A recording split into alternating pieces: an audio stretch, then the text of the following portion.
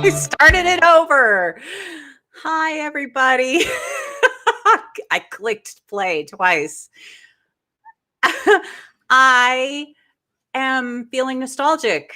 Tonight is May 25th. It is our season 2 finale. I can't believe we're already at the end of the second shot I've taken at these and enjoyed so much. And we've really grown, and I'm thrilled and I'm excited. We're going to do it again next season, but we have the summer to read up on all kinds of books that we've been putting aside while reading the book club books. And if you have any requests for next season, please send them my way. You can send them on Facebook. You can send them to me via email, which is really simple. It's just me@gretchenanthony.com. And I've already got some things brewing for next year, so I'm excited about it. But we don't have to think about that until the fall. And we especially don't have to think about that tonight because we have Julia Claiborne Johnson back again tonight. Now, okay. Here is our wild and woolly journey with Julia. You know what? I'm going to bring her on before we talk about our wild and woolly journey together. So just to refresh you, here's what we're talking about tonight. Better Luck Next Time. I've read it twice now. I read the book and I listened to the audiobook, and I loved it more even the second time. That is very rare for me, I just have to say. So without further ado, let's bring in our wonderful Julia Claiborne Johnson. Hello. Here I am. I'm every bit as wonderful as they say. Yes, you are. You're more wonderful. You're more wonderful. So, okay, Julia, do you remember our winding journey? Do you remember the first time we connected? No. Did Renee Rosen post that you were doing my book? And I was like, hey, wait a minute. Here I am. And then you were like, the look on your face, you're like, oh, hey, the writer is here. It was funny. It was so much fun. I didn't know at the time, I didn't know anybody who knew you. So I hadn't connected, and I was doing them every week at that time. So I didn't, it was kind of, even in a way, it was a bit of an ad hoc thing, but I put it out on Twitter, and sure enough, Renee Rosen was like, hey, Julia, what are you doing your book? And you were so gracious. And then I remember afterwards, do you know that was about almost a year ago tonight? Oh, was it really? Oh, man. Yeah. I'm lost all meaning now. So I know it has, hasn't it? Uh-huh. And then, and you were so gracious. We chatted online afterwards. And then you came back to preview. You told us that kind of the synopsis about Better Luck Next Time in that chat. And then you came back to preview it when it came out. And you promised to come back, even though I had already hooked you, to talk about it. And really helped. I know I'm such a big spender on this. Right. To answer all of our questions after everybody had the chance to read it. So hey, I think my husband's on the internet too, so you're breaking up some. So if I answer a question that doesn't seem like the right answer to what you ask, it could be that I only heard a part of it. So just so you know. Okay. Well, we've got Renee on, who is a loyal reader, and I know she has questions about this book. We also have Carol Ann Tack on. Do you know Carol Ann? I love her. I saw her in New York. Did she tell you this? No. I had to go to New York because my daughter had an appendectomy. So I texted Carol Ann. I said, can we meet? Because I'd been on her show, and I loved her so much. So she came in, and then my audiobook reader for Friday saw an Instagram post that I was in New York, and she said, it has always been my dream to meet you in person. I was like, you got to dream bigger than that, honey. But so she came in and met, because I thought, well, she and Carol Ann would like each other. So we had lunch together, the three of us. It was fantastic. It was really an unexpected joy of my daughter losing an organ. So, somebody had to pay. I'm glad it was her. So, I'm only laughing because of the way you put that. But your daughter's on the mend, right? She's fine. And she had me stay. I was supposed to only stay 4 days. I stayed 2 weeks because she's like, Mommy, don't go. And if you've survived any daughter's teen years, like that, they would say that to you. It's like, yes, I'll do anything. She had ordered a lot of furniture for her apartment. that needed to be assembled, and I'm very handy, and I think that might have had something to do with it. But I was thrilled to do it. So Of course. because it was Of New York in the course. spring, you know, who's going to say no to that? No one. So No one's going to say no to that. Well, yeah, that makes someday I will meet Carol Ann. Someday all of our universes will collide and we'll all have a big get together at some book event. And then all will be right again. I know you didn't hear that. I did. Could you look at the frantic look on my face? What is she saying? I said someday all will be right and we'll all meet up.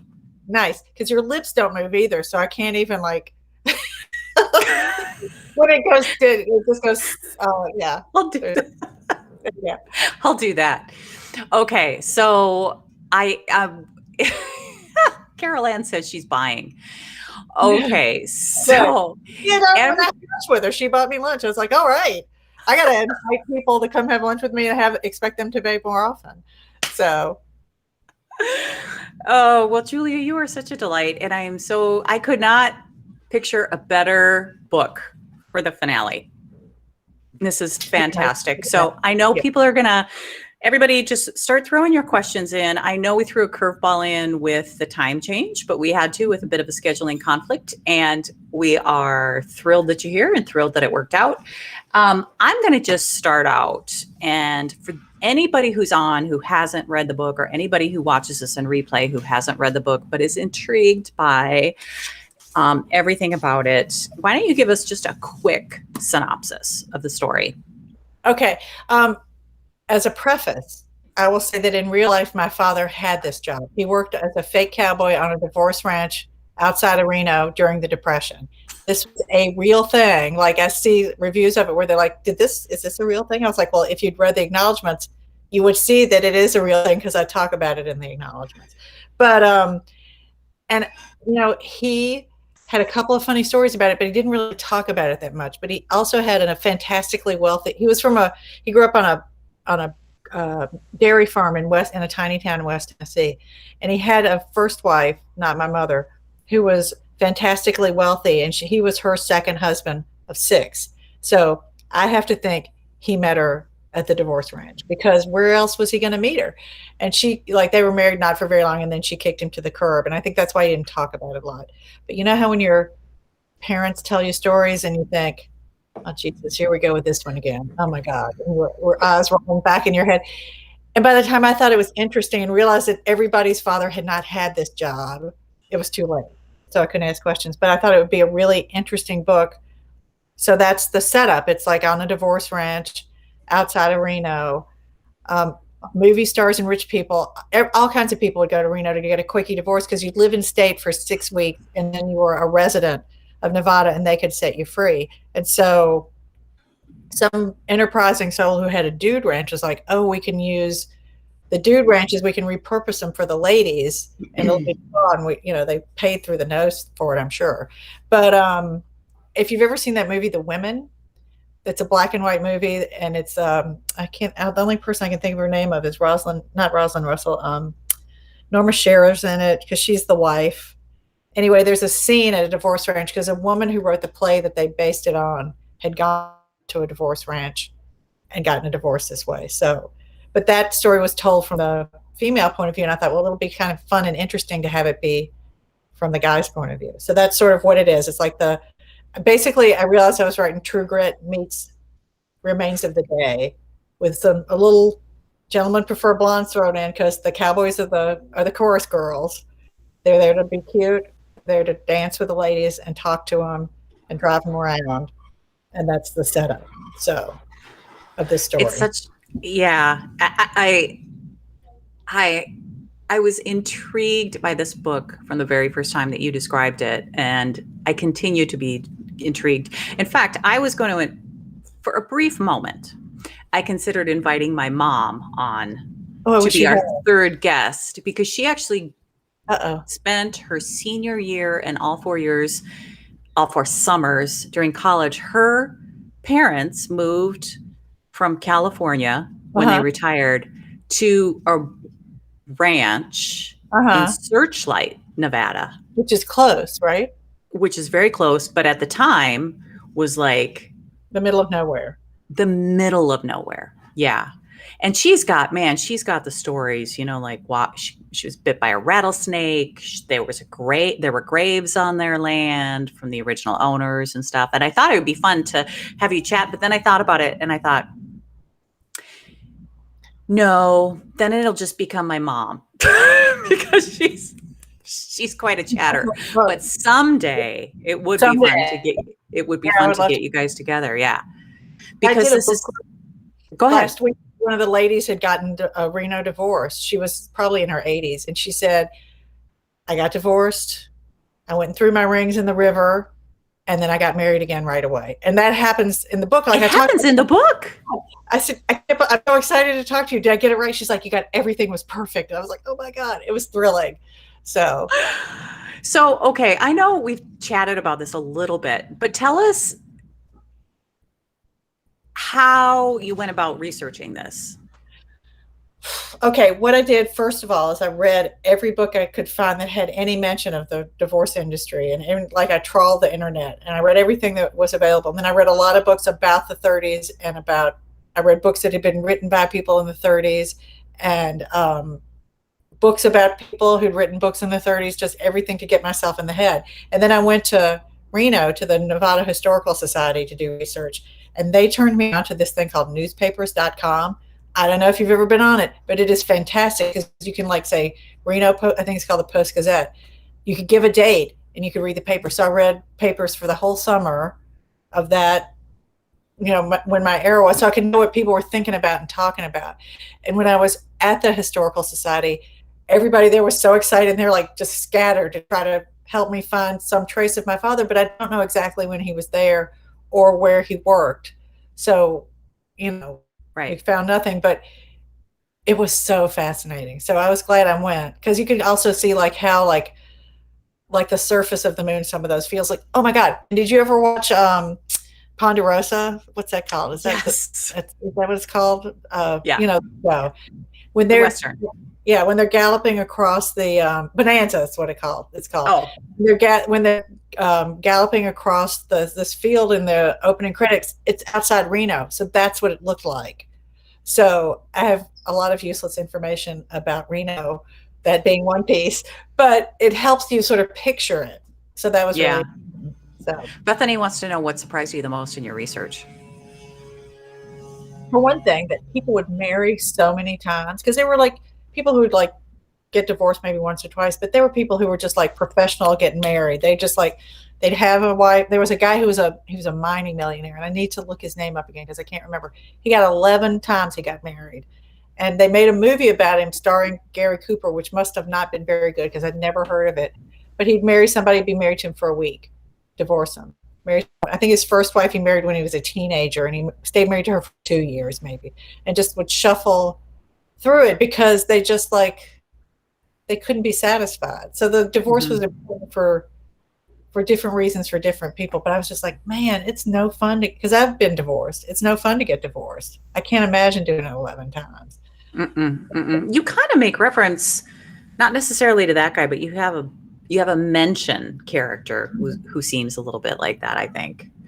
So, or you mentioned someone. Probably. I may have talked about him. I can't remember. But it was. I found out all kinds of fun things. Like I didn't know, for example, that lake. Oh my God, what's the name of the lake? Where they go? Where they go swimming. Yeah, and I'm losing my mind. And Lake Tahoe are connected by the Truckee River. Pyramid Lake. Oh, I didn't know that. I didn't know they were connected. They're connected, and that's sort of the beginning and the end of it. And I was like, oh my God. And that lake had been a barbell. There had been a huge sea, and it had all the lakes around there had been an inland sea. I didn't know about that either. So that was fascinating. When you come over the crest to Pyramid Lake, I've never seen Tahoe. It's like so brown and desolate looking. And then there's this like jewel. It's like turquoise, beautiful. It's more like a sapphire, I would say, but just. So, or maybe it's a carnelian. I don't know, but it's just like surprising. And the water was a little saline. All that stuff I found super fascinating. Oh, that is fascinating. Yeah, I've spent my fair share of time on the Truckee Tahoe side, but I haven't spent a lot of time in Reno. All right. let's talk about Ward. He's so cute. He is, and his voice is so. Yeah, if anybody wants to play Spot the Dog, if you can name which dog is behind me, you get a point. Lay So down. That's hard. you know the super fans when they can spot when Mhm. they can name which dog lies behind me. What was your what? I have so many questions about him. First of all, let me just say he was a delightful character. He was just Mhm. such I love a voice that you feel like you're falling into their arms a Mhm. little bit when they tell the story. And that's how I felt with Ward. I felt like I was in good care. I felt like he wasn't going to pull too many punches, and he was enjoyable. You fell for his bedside manner, his famous bedside Oh, manner. I totally did. I totally did. So Um, what was your wish for Inspiration. him? I'll tell you something funny first before, because I really like, I think the first line of a novel is very important. And so the original first line of the novel was, some men are born gigolos and others have it thrust upon them. And then my editor was like, I don't know, that's going to give people the wrong idea. So there's a paragraph in front of that. But it's sort of a combination of two people. He's like my husband, who's the smartest and funniest person and so kind-hearted. He's a wonderful human being. And my mother was a doctor, and that's sort of her bedside manner and the way she talks about things and like how understanding she was when people talk to her. So that was sort of the two of them squished into one person, kind of made Ward. So I knew that about your mom, and your mom was an early pioneer. There aren't many female doctors in there. Is your mom in her 90s, did you say? 92, yeah, I saw her last week. So Yeah. I wondered if there was a lot of her in there's a Ward. lot of her, just because her, like, used to always make my husband laugh because she's kind of giddy. I mean, imagine that my mother could be a giddy human being, but when she talks in her medical voice, it's like her voice gets a little bit deeper, and she's very serious. So, like my step niece, while I was there visiting, was having a bronchoscopy, and my mother has dementia, so it's which is kind of a good thing given her current times because she doesn't know how long it's been since she's seen me. But I said to her, "What is a bronchoscopy?" And then she explained the whole thing to me. So she still Yeah. has part of her mind. And she said, "Of course I know what a bronchoscopy is. Here it is." And she told me. So that part is pretty much lifted from her. And the office, like how the office is set up, is like her office because her office was across the street from the hospital in Shelbyville, and the morticians, the mortuary was next door, and then there was a grocery store on the other side, and the cemetery was on the far side of the hospital. So everything was very handy. And they used to make jokes about the fact that it was like that. So That he was, oh, really? Because that comes through so beautifully in the book, the way Ward talks about the town and when he gets the offer on his house from the mortician. He Mhm. talks about it being handy. I knew that you were speaking from experience. I didn't I didn't know exactly what experience, but it read as if whoever created this had actually lived it. Yeah, well, I heard about a third of that, but I'm going to just go with it. Somebody who's from West Tennessee wrote to me and said, I got a map out and tried to figure out where Whistler was because she totally bought it. I was like, I made it up. But it's sort of based on a town called Bells, which is close to Ripley, because I always just loved that a town was called Bells. So that's why it's Whistler, because it's Bells and Whistler. But that's how my mind works. But I realized I hadn't been in Whistler in so long in Bells for so long that I wasn't sure I would get it right. But Shelbyville, did a lot of time there. I know exactly where everything is. So it's set up like that. Hmm. How did Ward evolve How as you did you have to get to know him or was he always did I have to there? get time? Well, let me think about this because I know I wrote 3 versions of this book before I got it right. And I think he was too soft a touch in one of them. And then I realized, oh, that makes him seem like an idiot. So he needs to sort Hmm. of have that's his sense of humor is sort of his protection mechanism that he has going. But because he's young, he's 20, I think he's 24 going into 25 when the book starts, and he's in his 70s, which is not that old, but he's physically frail. He has spinal stenosis, which my mother's best friend from medical school had. So I like stole that from him. So he's physically frail, but his mind is still good. So, and also when you're like an older person looking back on your youth, you have a lot more insight about it. So I think his version of himself when he was younger is probably a little bit different from how it was. And that seemed like an interesting, so dichotomy is not the right word, but like trying to figure that part out was fascinating. Yeah. So, okay, it's obviously a love story at its heart. But it's multiple love stories, I think. So tell us about Nina and Emily and Ward. Was that ever a triangle? Did you ever see that as a triangle? No, but listen to this. The first version, which was unsuccessful, my editor said to me, Nina's the hero. And I was like, wow, you know what? She is. Because she was like the disruptor, Yeah. And she had a good heart. And but I couldn't make it work because I didn't understand she had a good heart. And once Kate said that to me, it all came together. I was like, oh, she's the hero. And she's not a liar. She's a fabulist because she just, it's a difference because she just talks about the way things ought to be. So it's not like she's really lying. She's just sort of, and that's like writing fiction. That's the same thing. So that really helped me once I realized she was not evil because she comes off like in the beginning, you kind of think, oh, geez, what's up with this one? Yeah. But then I loved her by the time it was over. She was my favorite character and everybody else loved her. And it took everyone loves her. It took Ward a little while to love her too, because he didn't understand her at first. And then once he got it, he's like, oh yeah, okay, I'm with you now. So yeah. She's loyal as well. She's loyal and she's pissed that like she's being held up to a different standard because she's female.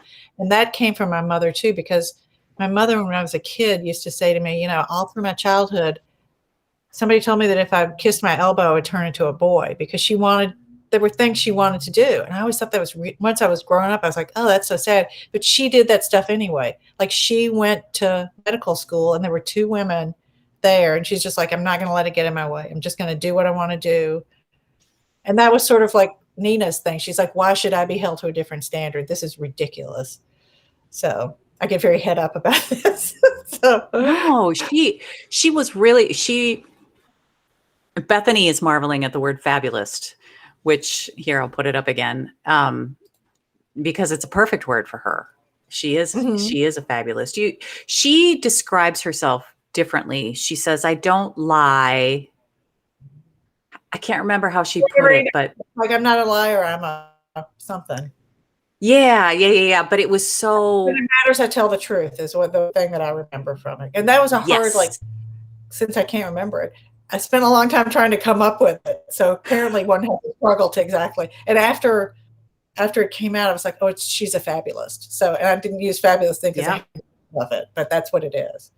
So, the other word you use with her is she's described early on as a sidewinder. Oh, stemwinder. A stepwinder. Stemwinder. Here's what a stemwinder. Okay. Yeah, a stemwinder is like in the olden days, because it was too much to explain. But in the olden days, when you had a watch, it had a key that you wound it with. And it was a lot of trouble and people would lose the key. Then they invented the stemwinder. And everybody would just gather around and go, oh.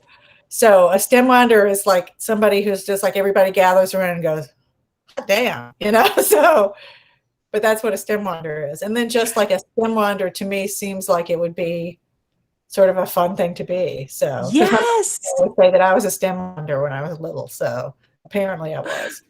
So okay, I'm going to make an admission. It's Gretchen's admission time. In my head, I heard sidewinder. Oh, I do that kind of thing all the time. It's a stem. Because it wasn't explained right away, I was like, oh, this is a mystery. Because you come back to it a few times in that scene. Like Emily says, whatever in my head, a sidewinder is. That's what I want to be. I want to be that. Yeah, that's what I want to be. And then I clung to that. I was like, okay, well, we're going to find something out about her because I don't know what this means. And then over time, I figured out she was gay. And I was like, is that a colloquialism at the time for her being gay?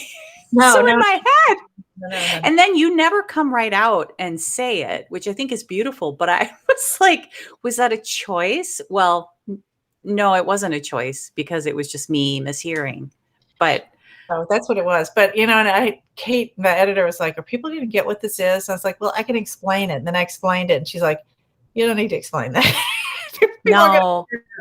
So, but but yes, it's you're Southern. Your son, when he goes to MTSU, people are going to say, "Ooh, look at that stem winder." So, because her son is about to go to college, like 20 miles from where I grew up. So, we're excited. Okay, so let's talk about the colloquialisms. Let's talk about the colloquialisms. okay, There sure, were about 1,000. Did you have to create any of them from yes. scratch? The one that I've created from scratch is pull the weeds in your own yard first. Because there's a guy who lives with the block from me who has a beautiful yard. It is so gorgeous. And I walk by it all the time and there'll be like a weed in it. And it's all I can do to keep from pulling the weed. It's not my yard. I got plenty of weeds back here. So I was like, just pull the weeds in your own yard first. But I like put the hay down where the goats can get at it. That was something that Bill Clinton said like 20 or 30 years ago. And I was just like, I love that. I'm going to use that someday. Oh, I felt like my brain was lighting up with every Oh, one. I was like, oh, that's a good one. That's a good one. That's a good one. nice. Oh, okay. Two final questions. Everybody, it's 8:30. So any final questions, log them now. I know that I've been just throwing questions at Julia, so you may not have even had time to think of your own, but just get them in now. And I have two final questions. I'm ready. The first is, please, please, please tell us where the idea for the horse head came, for Oh Bottom's my head. God. This is the best. I named many of the characters in these books after booksellers because I have a hard time naming characters.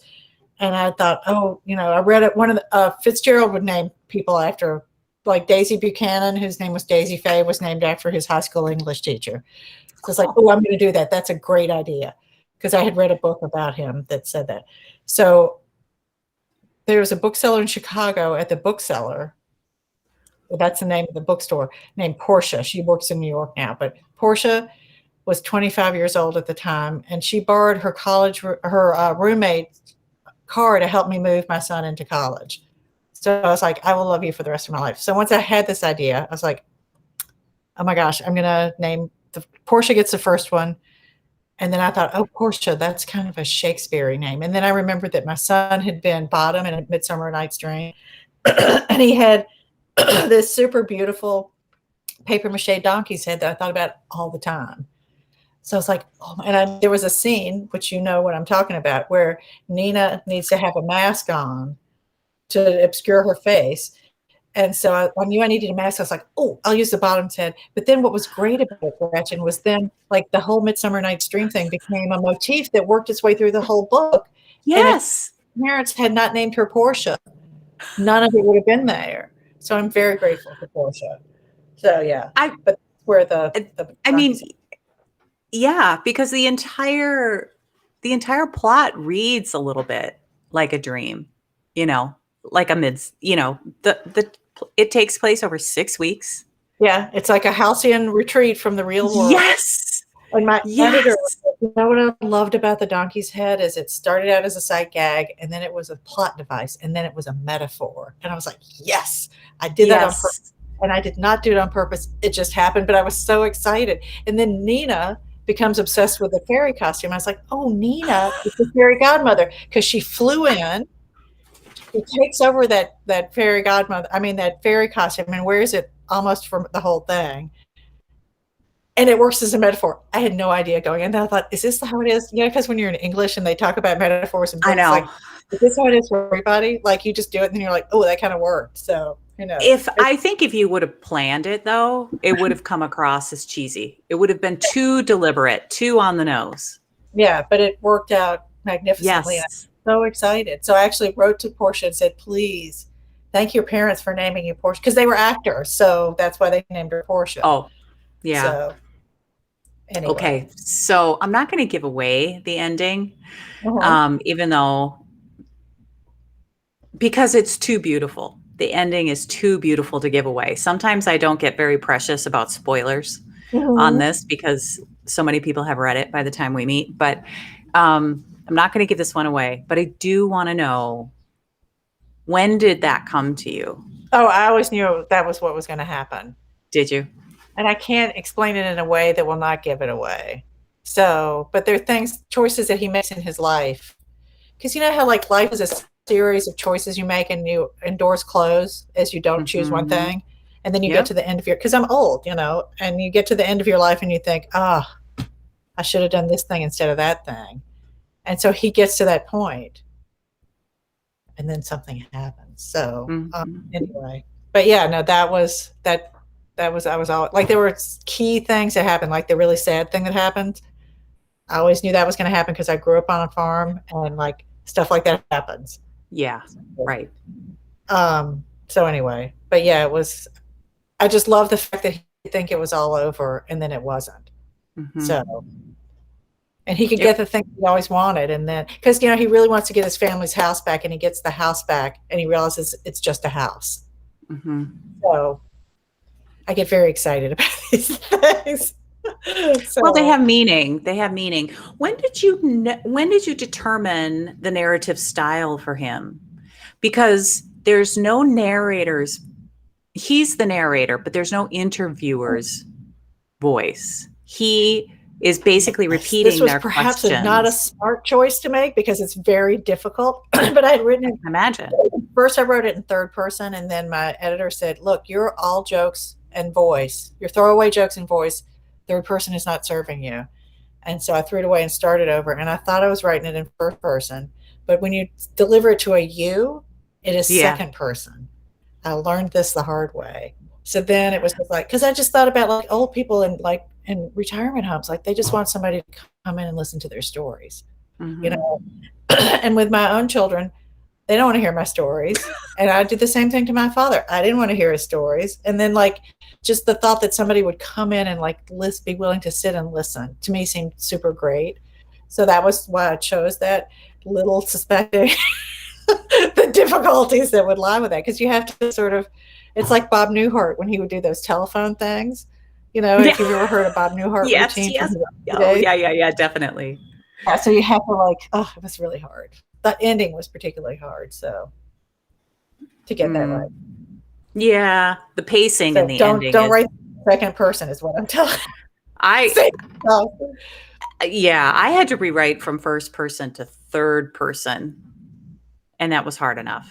I don't think I could do you second had a person. third person. Is that what you said? I I had missed to it. rewrite from first person to third person, one of my novels. Oh, that seems Kids, horrible. yeah, But I mean, I did yeah. essentially the other way. You know. Well, and I think second person, it I can't imagine. It Well, seemed the really night difficult, but you I did it beautifully. so It we can doesn't like stick out.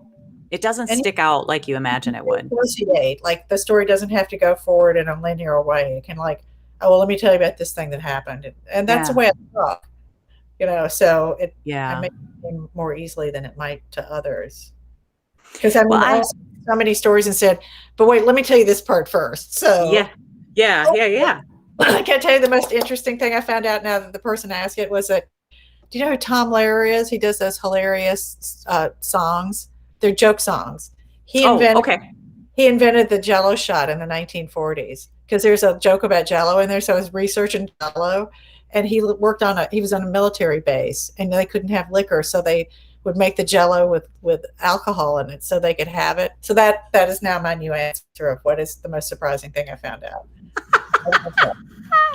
The inventor of the Jello shot. To think it Yeah, went all the way back to the 40s. yeah, because you thought maybe it was an '80s thing, but no, it was Yeah. during the war. The guy was like, "This is how we're going to do it." So Well, personally, I can say I discovered them in the 80s. probably to your great sadness the next day. I am guessing. Oh, well, Julia, this is I just this is the kind of book that as a writer,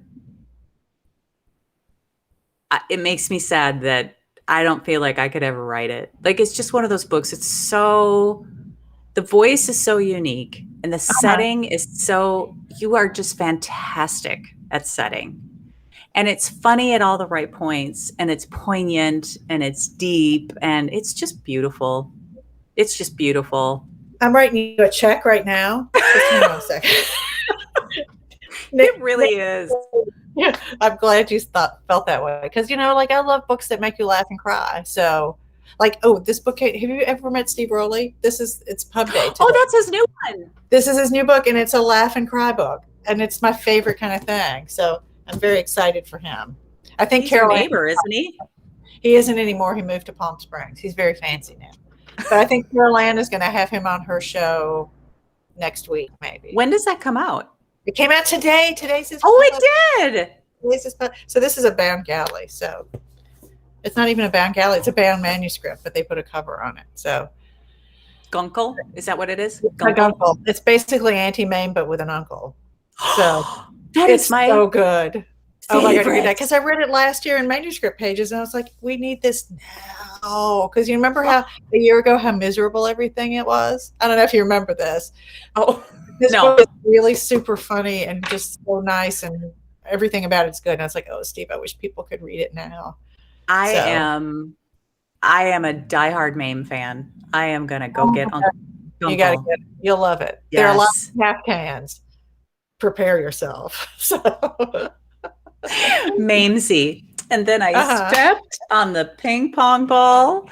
Oh my gosh. Oh, love that. Okay. Well, Julia, thank you for rounding out our season. Thank you for coming back. To me. This is always a delight to talk to you.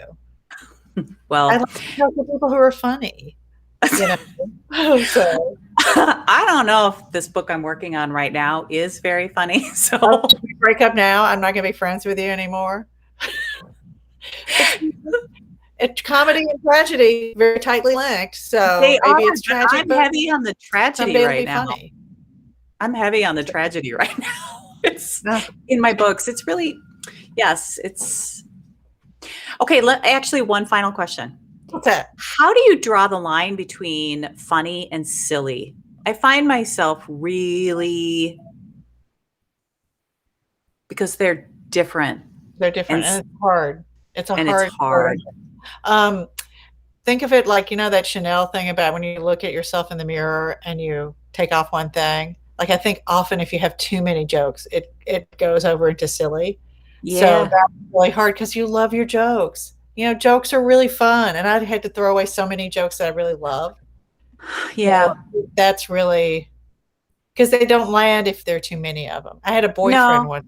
Was joke. I was like, oh my God, give it a rest. So yeah, I find myself though situational. Like I don't want to throw them in. Maybe it's absurdity. That's that I don't know. And recently I've been pulling back way too far from the absurdity. So we'll see. I got to get back to the funny, but life is absurd. Did it great. My God. Yeah. Well, you did it great. You did it beautifully in this book. Have you landed on your next manuscript yet? I have started one, and then I realized, oh my God, there's another thing I want to read. And I saw my editor when I was in New York last week, and I told her the two things. And she said, I love them both. So one of them you have to do research for. So I figured I'd start the one that doesn't need research, and then I can research, because research is so much fun. You feel like you're working, but you're just reading. And you write things down every now and then. Maybe you put a Post-it note on it. Oh man, the earth is shaking because of what you're doing right then. That's the greatest. It's when you have to just pull it straight out of your rear. That is not as much fun. That's true. That's true. Well, we look forward to it. I hope you'll come back for the next one. And I can't wait till we meet in person. I know. There will be hugs. Can you imagine hugs? I hugged in New York with people. I was like, oh my God, I'm hugging people. I know. Well, everybody, thank you for making this a fantastic season. I'm going to put all the videos, the ones that I haven't managed. I've been a little crazy lately. um, the ones I haven't gotten like onto Instagram and everything lately, I will reproduce. We'll do a season review and then get ready for next fall because we're going to jump right back in. I've got some really fun things lined up. All right. So long for now. Thanks, everybody. Thanks, Julia. You're very welcome. Thanks for having me.